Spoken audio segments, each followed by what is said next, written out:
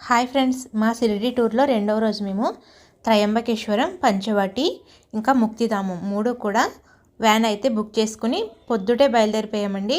మార్నింగే టిఫిన్ చేయకుండా 6 కల్లా స్టార్ట్ అయిపోయాము. ఎందుకంటే వ్యాన్ ఆయన తోటి మాట్లాడుకున్నామండి. మార్నింగ్ 6 నుంచి సాయంత్రం 6 వరకు అనేసి మాట్లాడుకున్నాము. ముందుగా ముక్తిధామం తీసుకెళ్ళాడండి. ఇదైతే ముక్తిధామం టెంపుల్ అండి. ఇది లోపల శ్రీరాముని విగ్రహం, ఇంకా లోపల అన్ని దేవుళ్ళ విగ్రహాలు కూడా ఉన్నాయండి. అవన్నీ చూసుకుని బయటకైతే వచ్చేసాము. బయట వచ్చి ఇలా ఫోటోలు అయితే దిగామండి. లోపలికి ఫోన్ కెమెరా అయితే అలౌ లేదండి. అందుకని బయటకు వచ్చిన తర్వాత ఫొటోస్ దిగేసి మళ్ళీ ఇక్కడ నుంచి ఒక 1 అవర్ జర్నీ తర్వాత టిఫిన్స్కి అయితే ఆగామండి. రోడ్ సైడ్ డాబాలు ఉంటాయి కదా, అక్కడైతే టిఫిన్ చేసేసి మేము ఇక్కడ నుంచి త్రయంబకేశ్వరం అయితే వెళ్తున్నామండి. షిరిడీలో రూమ్స్ తీసుకున్నాం కాబట్టి లగేజ్ అంతా కూడా అక్కడ పెట్టేసి అక్కడ నుంచి త్రయంబకేశ్వరం వెళ్ళడానికి 150 కిలోమీటర్స్ అంట. 4,000 రూపాయలు అయితే తీసుకున్నాడండి. 15 మంది వెళ్ళవచ్చు. మేమైతే 11 మంది ఉన్నాము. 11 మంది కూడా కొంచెం ఖాళీగానే ఉందండి. 4,000 అయితే మాట్లాడుకున్నాము. ఇవన్నీ కూడా తిరగడానికి ఈ 3 టెంపుల్స్ అండి. ఇప్పుడైతే త్రయంబకేశ్వరంలో దిగిపోయిన తర్వాత ఒక 1/2 కిలోమీటర్ వరకు నడుచుకుంటూ వెళ్ళాలండి. నడుచుకుంటూ వెళ్తున్నాము. దారిలో ఈ వీడియోలు అయితే తీసానండి. ఇక్కడ ఫుడ్డు, ఇంకా ఇక్కడ ఎక్కువ శివునికి సంబంధించిన శివుడి విగ్రహాలు, దేవుడి కాడకి సంబంధించినవి ఇవన్నీ కూడా ఉన్నాయి. శివుని గుడిలో తీసుకెళ్ళడానికి త్రయంబకేశ్వరం అంటే 3 కన్నులతో ఉన్న శివుడి గుడి అండి. ఇది స్వయంభువుగా వెలిసాడు ఇక్కడ. జ్యోతిర్లింగాల క్షేత్రాల్లో ఇదొక క్షేత్రం అండి. లోపలికి పువ్వులు, ఇంకా పత్రి ఇవన్నీ కూడా తీసుకెళ్తున్నారు, అమ్ముతున్నారండి బొట్ల పలంగాని. ఇంకా కొంతమంది కవర్లో కూడా వేసిస్తున్నారు. కొంతమంది అయితే ఇలా బొట్లతోటి రకరకాల పువ్వులు, ఇంకా శివుడికి తీసుకెళ్తారు కదా పత్రి, ఆ పత్రి కూడా తీసుకెళ్తున్నారు. లోపలికైతే వెళ్ళిపోయామండి. వెళ్ళిపోయి ముందుగా కాల్ కడుక్కొని ఇక్కడ ఫోన్ అయితే ఎలా ఉందండి. ఫోన్లు అవన్నీ కూడా హ్యాండ్ బ్యాగ్లో వేసుకుని అయితే వెళ్ళిపోయాము. చెప్పులన్నీ ఒక సైడ్ పెట్టేసుకుని లోపలికైతే వెళ్ళిపోయామండి. లోపల మొత్తం ఇలాగా 6-7 కంపార్ట్మెంట్లు అయితే ఉన్నాయి. మాకు డ్రైవర్ ముందే చెప్పాడండి, మీరు టికెట్లు తీసుకుని వెళ్ళిపోండి, తొందరగా దర్శనం అయిపోతుంది అనేసి. మేమైతే ఇంకా 1 గంట 2 గంటలు పడుతుంది కదా, ఏం పర్వాలేదు అనేసి లైన్లోకి వెళ్ళిపోయాము. కానీ మాకు దర్శనానికి అయితే 4 గంటలు పట్టిందండి. ఎవరైనా సరే ఇలాగా ఒక వ్యాన్ బుక్ చేసుకుని 2-3 ట్రిప్పులకి వెళ్తారు కదా, అలాంటి వాళ్ళు అయితే టికెట్ తీసుకునే వెళ్ళండి. ఎందుకంటే ఇక్కడ దర్శనానికి అయితే చాలా టైం పడుతుంది. టైం అంతా కూడా మాకు ఇక్కడే అయిపోయిందండి. లైన్లో అయితే చాలాసేపు ఉన్నాము. మార్నింగ్ టిఫిన్ తిని వెళ్ళాము కదా, పిల్లలు ఉన్న వాళ్ళు అలాంటి వాళ్ళకి అయితే చాలా ఇబ్బంది అండి. లైన్లో వాటర్ ఒక్కటే ఉంటుంది, మనకి ఇక తినడానికి కూడా ఏముండదండి. కూర్చోవడానికి బెంచీలు ఉంటాయి, బెంచీల మీద కూర్చుంటూ లైన్లో అలా ముందుకు వెళ్తూ ఉండాలండి. లోపలికి వెళ్ళి దర్శనం చేసుకున్న తర్వాత బయటకు వచ్చిన తర్వాత అక్కడ నుంచి మేము ఈ కార్తీక మాసంలో ఇలాగ త్రయంబకేశ్వరం శివుడి జ్యోతిర్లింగ దర్శనం చేసుకోవడం చాలా హ్యాపీగా అనిపించిందండి. ఇప్పుడు నేను చూపించినవి చూసారా, అవి చెట్లకు కాస్తాయంటండి. ఇక్కడ త్రయంబకేశ్వరం అడవుల్లోనే కాస్తాయంట. సేమ్ ఇక్కడ శివలింగం ఎలా ఉంటుందో సేమ్ అలాగే ఉందండి. దానికి నాగపాము చుట్టుకున్నట్టుగా ఉంది. ఇలాంటివి నేనైతే ఎక్కడా చూడలేదండి, ఫస్ట్ టైం చూశాను. మీరు కూడా చూసి ఒకసారి దర్శనం చేసుకోండి వాటిని. ఇక దర్శనం అయిపోయిన తర్వాత బయటకైతే వచ్చేసామండి. వ్యాన్ దగ్గరకు వచ్చేసి మేము దర్శనం అయ్యి బయటకు వచ్చేసరికి 3 అయింది. అక్కడ మార్నింగ్ 10-10:30 కల్లా వెళ్ళామండి. మళ్ళీ 3 కల్లా వచ్చి వ్యాన్లోకి అయితే ఎక్కేసామండి. వ్యాన్ ఎక్కేసిన తర్వాత మేము ఇంకా ఫుడ్ కూడా ఏం తీసుకోలేదండి. అక్కడ సమోసాలు ఇంకా కూల్ డ్రింక్స్ అవి తీసుకుని వ్యాన్లోనే కూర్చుని అయితే తినేసామండి. తర్వాత అక్కడి నుంచి 30 కిలోమీటర్లు పంచవటి అండి. పంచవటి మొత్తం రాముడు, సీత, ఇంకా లక్ష్మణుడు వీటి గురించే ఉంటుందండి. అక్కడ చిన్న చిన్న గుళ్ళు ఉంటాయి. అన్నీ కూడా ఒకటే దగ్గర లేవు, అన్నీ కూడా ఒక 4-5 కిలోమీటర్లు 2-3 కిలోమీటర్లు అలాగైతే ఉన్నాయి. ఇవన్నీ కూడా తిరగడానికి అక్కడ ఆటో మాట్లాడుకున్నామండి. అక్కడికి వెళ్ళిన తర్వాత మళ్ళీ ఒక ఆటో మాట్లాడుకున్నాము. ఒక మనిషికి 100 రూపాయలండి. అలాగా 5గురం కలిపి ఒక్కొక్క ఆటో అయితే ఎక్కాము. ఇక్కడ లక్ష్మణుడు గీత గీసిన ప్లేస్ ఒక చోట ఉంది గుడి. ఇంకా లక్ష్మణుడు ముక్కు కోసాడు కదండి, అది ఒకటి ఉంది. అలాగా అక్కడ ఒక్కొక్కటి అయితే ఉన్నాయి. ఇంకా ఈ సీతాదేవిని రావణాసురుడు ఎత్తుకుపోతాడు కదా, అదొక ప్లేస్ ఉందండి. ఇవన్నీ కూడా ఒక్కొక్కటి అయితే చూపించాడు. ఇంకా సీతాదేవి ఉండే గుహ కూడా చూపించాడండి. అంటే రాముడు, సీత, లక్ష్మణుడు వనవాసానికి వస్తారు కదా, ఆ ప్లేస్ అని అయితే చెప్తున్నారు వీళ్ళదంతాని. ఇవన్నీ కూడా అక్కడ ఒక్కొక్కటి ఉంటే ఆటోలో అయితే తిరుగుతున్నామండి. తిరిగి ఒక్కొక్క గుడి కూడా దర్శనం చేసుకుని బయటకు వస్తున్నాము. ఆటో ఆయనే ఎక్స్ప్లెయిన్ చేస్తున్నాడండి మాకు. ఇక్కడ ఇలా జరిగింది, ఇక్కడ ఇలా జరిగింది అనేసి అయితే చెప్తున్నాడండి. ఇవన్నీ కూడా చూసుకుంటున్నాము ఒక్కొక్కటిని. అదే కాకుండా ఇదిగోండి ఇదేనండి రాముడు ముక్కుకు వస్తాడు కదా, ఆ ప్లేస్ అండి ఇది. ఇక్కడైతే ఇలాగా పిక్చర్స్ అయితే ఉన్నాయి, స్టాట్యూస్ ఉన్నాయండి. ఇవన్నీ చూడడం అయితే నాకు చాలా హ్యాపీగా అనిపించింది.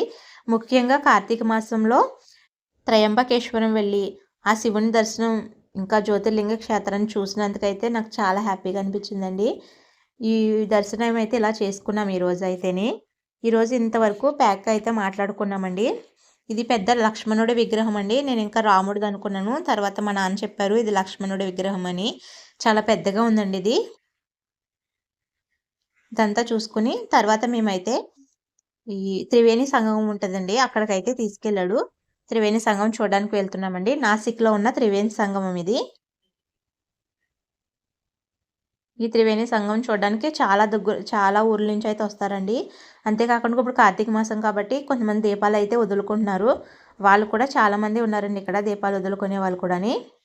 చూడండి ఇక్కడ నుంచి ఆ ముందర ఆయన చూపిస్తున్నాడు కదా, అక్కడ త్రివేణి సంగమం జరుగుతుందండి. అంటే 3 నదులు అయితే కలుస్తున్నాయి అక్కడికి.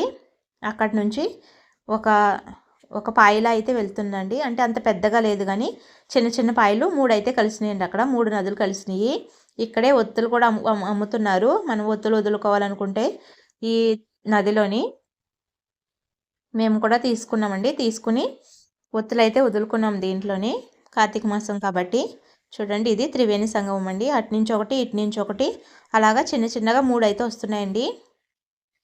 త్రివేణి సంగమం చూడడం కూడా నేను ఇదే ఫస్ట్ టైం అండి. నేను ఎక్కడా చూడలేదు. ఇక్కడే నంది విగ్రహం పక్కనే శివలింగం కూడా ఉంది. దాంతోటే గోదావరి నీళ్ళతోటి మా పిల్లలు అయితే అభిషేకం అయితే చేస్తున్నారండి స్వామికి. ఇంకా దీపాలు కూడా వదులుకున్నాము. ఇలాగ చిన్న పేపర్ కప్పులు ఉంటాయి కదా, దాంట్లోనే పువ్వులు వేసి పువ్వుల పైన ఇలాగ ఒత్తి అయితే వేసి వెలిగించి వాళ్ళే వెలిగించిస్తున్నారండి.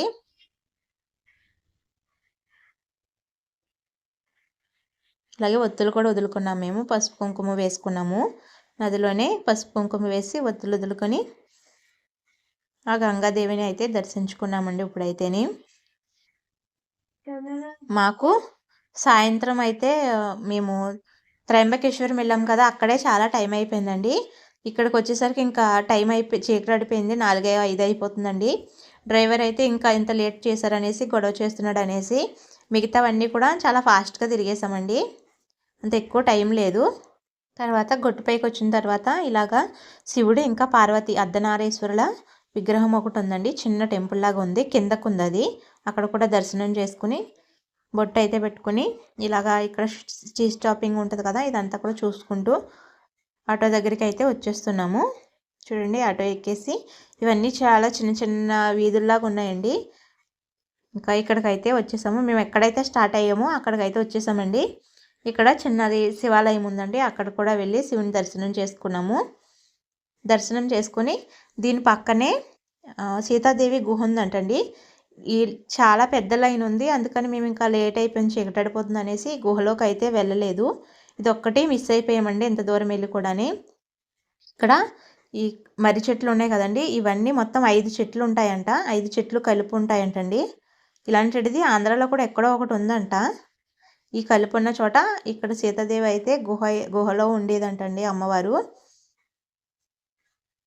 చాలా పెద్ద లైన్ ఉంది. వెళ్ళి ఇలా లోపలికి వెళ్ళి ఇలా ఇటు నుంచి అయితే బయటకు వస్తున్నారండి. ఇక్కడ చూసుకున్న తర్వాత ఇంకా రాముడు, సీత, లక్ష్మణుడు ఉన్నది పెద్ద టెంపుల్ ఉందండి. ఇంకా లాస్ట్ అయితే అదే చూపించాడు. అదైతే చాలా బాగుందండి. లోపల రాముడు, సీత, లక్ష్మణుడు విగ్రహాలు అయితే చాలా బాగా అనిపించినాయి నాకు. మంచిగా డెకరేషన్ చేశారండి, చాలా బాగుంది. ఇంకా ఈ కార్తీక మాసంలో ఇంకా ఈ షిరిడి వచ్చి ఈ విధంగా అయితే దర్శనం చేసుకున్నామండి ఇవన్నీ కూడాని. ఈరోజు సెకండ్ డే మాకు ఇలా అయితే జరిగిందండి. ఈ గుళ్ళోకి కూడా వెళ్ళిన తర్వాత ఈ సీతారామ లక్ష్మణుల్ని దర్శనం చేసుకుని ఇంకా మేము బయటకు అయితే వచ్చేసామండి. ఫోన్ అలౌ లేదన్నారు, అందుకనేసి ఫోన్ ఇంకా నేను తీసి పక్కన పెట్టేశానండి. బయటకు వచ్చిన తర్వాత ఈ గుడి కూడా చూడండి ఈ విధంగా ఉంది. బాగా పాతకాలం నాటి గుళ్ళండి ఇవి. చాలా ఖాళీ ప్లేస్ ఉంది. ఇక్కడ చాలామంది కూడా బయటకు వచ్చిన తర్వాత ఫొటోస్ అయితే దిగుతున్నారండి. నైట్ అయితే చాలా బాగుంటుందంట లైటింగ్ అదంతా కూడాని. ఇంకా చీకటి పడలేదు కాబట్టి ఇంకా లైట్లు అయితే వేయలేదండి అది. ఇంకా ఇక్కడ కూడా దర్శనం చేసుకున్న తర్వాత మళ్ళీ మేము తిరిగి మా రూమ్కి అయితే వచ్చేసామండి. రూమ్కి వచ్చేసరికి బాబావారి ధూపహారతి అయితే జరుగుతుందండి. టీవీలో లైవ్ వస్తుంది కదా, మేము ఉండే చోటే వస్తుందండి లైవ్. దాన్ని కాసేపు చూసేసి లోపలికైతే వెళ్ళిపోయాము. బాగా తిరిగి వచ్చాము కదా, బాగా అలసిపోయామండి. సెకండ్ డే వీడియో మీకు నచ్చింది అనుకుంటున్నాను. నచ్చితే కనుక లైక్ చేసి నా ఛానల్ని సబ్స్క్రైబ్ చేసుకోండి. త్రయంబకేశ్వరం వెళ్ళిన వాళ్ళు ఎవరైనా సరే పిల్లలు పెద్దవాళ్ళు ఉంటే కనుక కంపల్సరీ టికెట్ తీసుకునే వెళ్ళండి. 200 రూపాయల టికెట్ అండి. లేదంటే కనుక లైన్లో చాలా లైన్ ఉంటుందంట. మామూలుగానే కాదు, ఎప్పుడు అంతేనంటండి.